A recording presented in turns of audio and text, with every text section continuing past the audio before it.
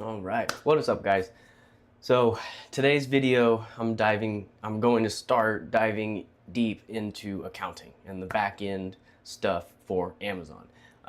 It's very, very important that you understand inventory valuation. And if you don't know what that is, or you've heard it before and you still don't know what it is, it's a very, very important thing that you need to know as an Amazon seller in order to keep everything clean, in order to, whenever you go to your tax person at the end of the year, or if you are doing your own taxes at the end of the year, you have this number ready to plug in because you're going to need it. You have to have this number. All right, making sure the volume's good, as always. So, what is inventory valuation? Inventory valuation is your stock value. Like the number for media sellers, it's the number of books that you have, the value of that number of books. So you have to have a tracking in place in order to stay compliant, in order to be good for your tax person, because you're gonna come to the end of the year trying to do your taxes and stuff, and they're gonna ask you, well, what's your inventory valuation, or what is the value of your stock, or something like that, somewhere in those lines. And if you're like me at the beginning of my journey here, I had no idea. I was buying books and I was putting them all on a Google spreadsheet like this, but that doesn't do anything. Like if you have it all on a spreadsheet, and even if you took and went down that line, like if you went and say did this, you could do that, and then you got a sum of, for me, 21,675. That doesn't mean nothing, because there's returns in there, there's canceled orders in there, disposed of orders, there's most of those are actually, I at least take the number off of there, but there's also when you sell them, that no longer, the inventory valuation, it falls off of there, because your inventory valuation is what you have in stock today. And if you can tell me that number, awesome. You don't need this video. You've already got your stuff on point. But if you can't tell me that number right now, you need to understand it. Okay. So I'm going to show you how I do it. I'm sure there's several ways to do it, but this is the way that I make sure that I'm precise with my number and I know exactly what it is. That way, whenever my tax guy asks me, I don't have to kind of be like, is this number kind of seem right? I can say this is what it is. You know what I'm saying? So let's dive into it. So like before, I showed you this sheet right here, and this is my this is what I started doing.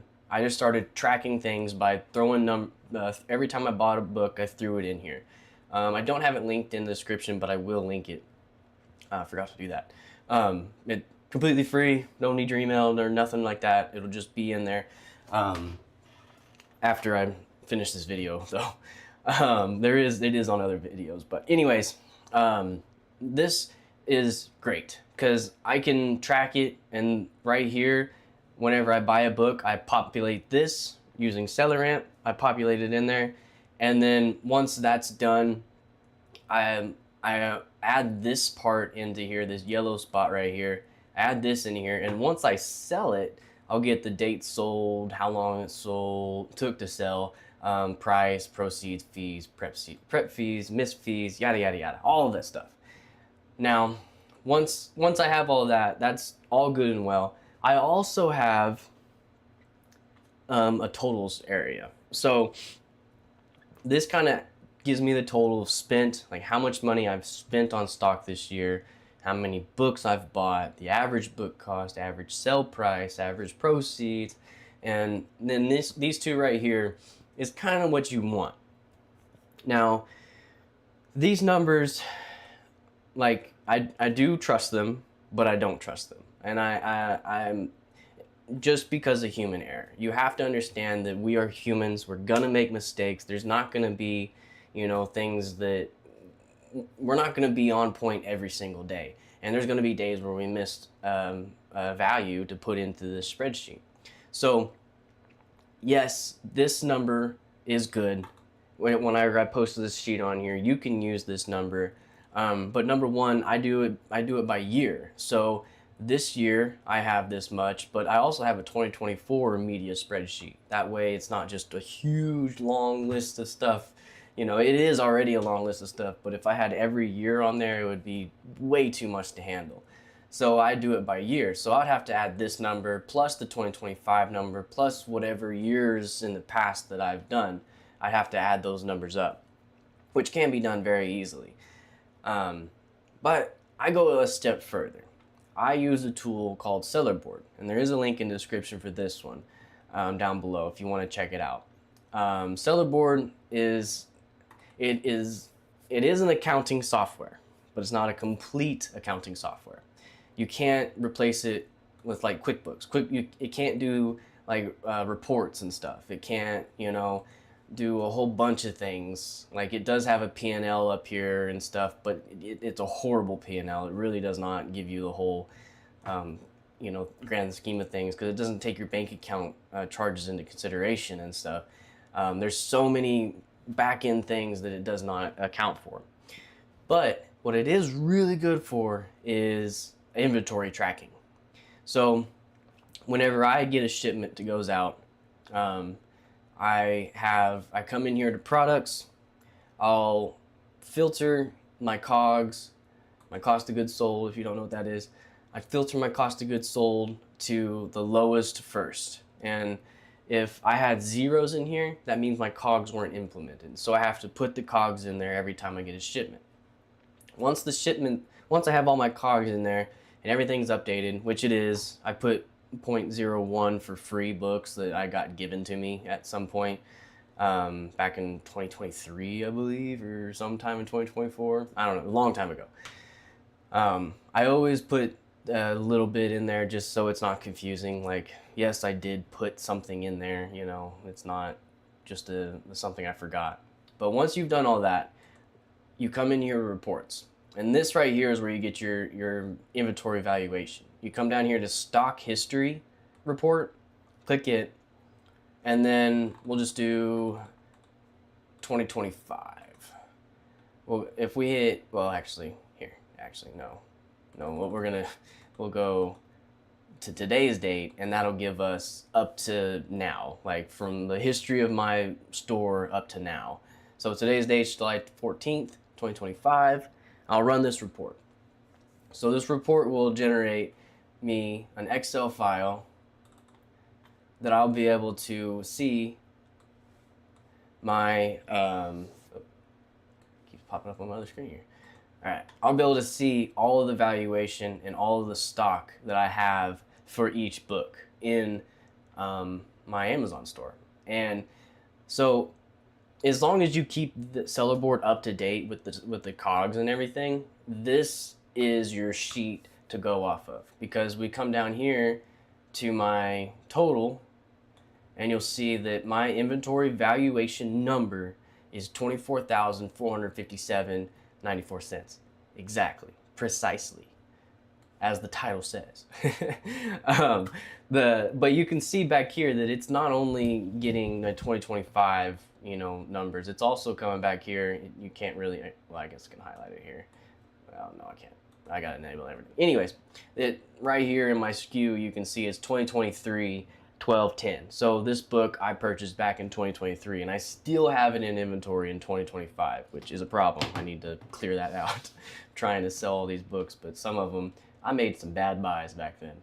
But anyways, what I'm trying to get at is this is the most precise way that you can get your your up-to-date inventory evaluation number, $24,457.94 for me. And I get it using Sellerboard. And you know, it is a paid subscription, you know, it's really cheap. I think you only need the lowest tier subscription deal. I'll see if I can find it here. Of course. Okay. Well, anyways, I think I pay like $20 some a month for it. It's really cheap. That's weird. That's awesome. Anyways, I only pay, you know, $20 some a month for it. It's really cheap. I think I paid for the year subscription where I can't remember the total, it was $100 some dollars. It's very, very worth it just to have that number and be able to, pull that number up whenever, my tax person needs it, because, years past I had issues with trying to figure it out. And this last year I had issues because I wasn't updating the cogs correctly. I wasn't, implementing every cog every time I got a shipment in. And that was an issue. So my tax guy looked at it and he was like, hey, there's a lot of missing cogs in here. I can't run this report, And so eventually I got everything caught up and everything. And that was a big deal for me.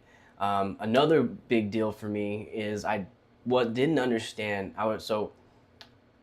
credit card points. I might make a whole separate video for this, but credit card points. I was under the impression that you use credit card points and you don't have to input any cogs. I was completely wrong. I was way wrong.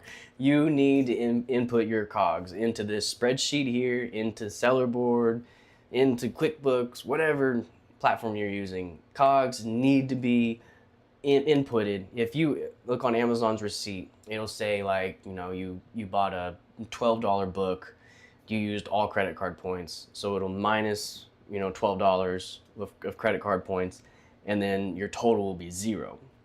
But your valuation is not zero. You still need to put that into your cogs. You still need to record that into your back end.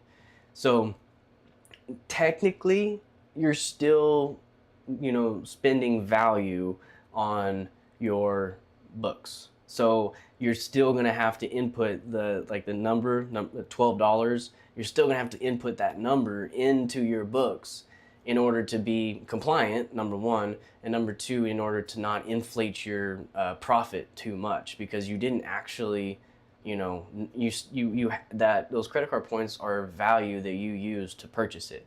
Now, what it does help and really help it tremendously is your cash flow. Like, you're not exchanging cash for this product, but you are exchanging value. So you still need to record it, say, in your cogs, but with your cash isn't going to be affected. Your equity is. So it's not going to affect that. You know what I'm saying? So your cash flow reporting will be, won't reflect the purchase, but your balance sheet and your profit and loss should report it underneath the cogs. Hope this all makes sense. Again, I am certified as a book keeper right now, so I am going to be offering my services as soon as I can get my website up and running. I've almost got it done. But if you need help with any of this, I'm going to be offering free 30-minute calls. You can give me a call and we can set up either one for me to help you set up your back end stuff, or two, if you just want me to do your books in QuickBooks, I can do that too. Unfortunately, the inventory part is going to be on you because, every time you make a purchase, you have to populate the information that you made that purchase. But everything with QuickBooks, I can do for you. But I'm going to start making some more videos about QuickBooks. That way you can understand what I would be doing for you if I was your bookkeeper and everything. Because to me, I didn't understand the difference between a bookkeeper and CPA and a tax guy. They kind of are all one and the same, but they are not. Very different sections there. So yeah, that's about it. I just wanted to go over exactly how to track, number one, your inventory, and two, what evaluation of your inventory is. It makes sense when you think about it. It's the value of the inventory that you have. If you break it down to its simplest form, that's what it is. But it's just whenever my tax guy would ask me, well, what's the valuation of your inventory? I'm like, I don't know how to get that number. Unless you know how to, auto-populate it, if you have Sellerboard or if you have, a spreadsheet, unless you know already that you need that number, you won't know to get that number. If that makes sense. I hope that makes sense. And like I said, you can track it with the spreadsheet. You just have to do a few more steps, or if you want to spend $20 some a month, get Sellerboard, and it just does it all for you. Sellerboard, for this number, if you really want this number, which I highly recommend you get this number because you're gonna need it for your back end stuff. If you want to actually treat this as a business, for this number, I highly recommend getting Sellerboard. Again, link in the description if you want to check it out. It's just for that number, it's invaluable. You know, the price of it, I would pay it 100 times more. No, not 100 times more. Let's calm down. I would pay more, a little bit more though, to get that number, because tracking it through the spreadsheet, you know, it's accurate, but it's not accurate at the same time. But all right, that's about it, guys. Thanks for watching, and we'll catch you on the next one. Later.